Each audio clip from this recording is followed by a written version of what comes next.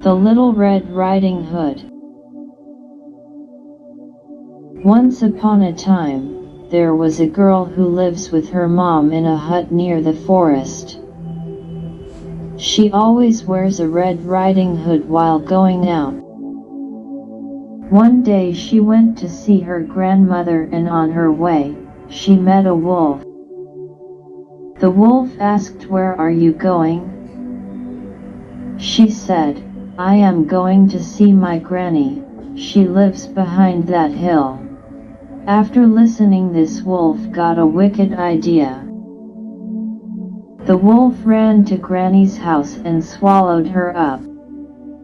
Then he wore Granny's clothes and got into Granny's bed. After some time, Little Red Riding Hood reached Granny's house. She saw the wolf lying in her Granny's bed. She asked, "Oh Granny, what big eyes you have." The wolf said, "So that I can see you better." She asked, "Granny, what big ears you have." Wolf said, "So that I can hear you better."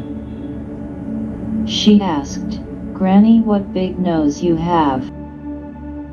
Wolf said, "So that I can smell you better." She again asked, "Granny, what big teeth you have." Wolf said, "So that I can eat you better." Then she got scared and started shouting for help. "Help me! Help me!" The woodsman was chopping the trees, heard the scream and ran toward to help her. He ran to the house and saw the wolf attacking the girl. He hit the wolf over the head, and this made the wolf open his mouth and shout. And the granny jumped out. Moral: be brave.